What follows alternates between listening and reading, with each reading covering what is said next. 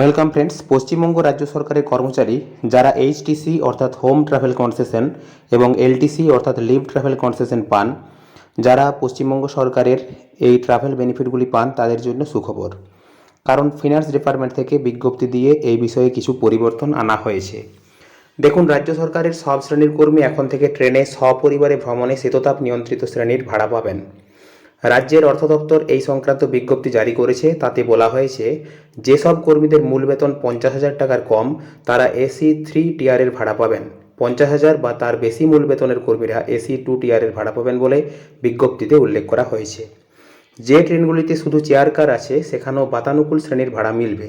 শুধু ট্রেনে নয়, এলটিসি নিয়ে জাহাজে আন্দামান বা লাক্ষাদ্বীপ গেলে 40,000-এর বেশি টাকার মূল বেতনের কর্মীরা প্রথম বা এ শ্রেণীর কেবিনের ভাড়া পাবেন। তার থেকে কম বেতনের কর্মীরা দ্বিতীয় বা বি শ্রেণীর কেবিনের ভাড়া পাবেন। এলটিসি সংক্রান্ত এই নতুন নিয়মকে স্বাগত জানিয়েছে পশ্চিমবঙ্গ রাজ্য সরকারি কর্মচারী ফেডারেশন। এতদিন এলটিসি সংক্রান্ত যে সরকারি বিজ্ঞপ্তি ছিল তাতে কর্মীরা ট্রেনে কোন শ্রেণীর ভাড়া পাবেন তা নিয়ে একটা বিভ্রান্তি ছিল বলে আলোচনা হয়েছে বারবার। এখন থেকে সবাই এসি অর্থাৎ বাতানুকূল শ্রেণীর ভাড়া পাবেন। কর্মীরা 5 বছর অন্তর সপরিবারে ভ্রমণ ভাতা পান।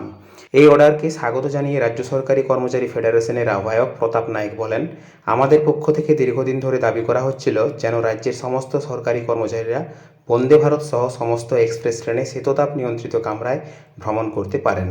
এই দাবি শেষ পর্যন্ত পূরণ হওয়ায় উপকৃত হবেন রাজ্যের প্রতিটি সরকারি কর্মচারী। এর জন্য আমরা আমাদের মানবিক ও কর্মচারী দরদি মুখ্যমন্ত্রী মমতা ব্যানার্জিকে আন্তরিকভাবে ধন্যবাদ জানাচ্ছি। ফ্রেন্ডস, এই ছিল একটা আপডেট আমি আপনাদের সাথে শেয়ার করলাম। ধন্যবাদ।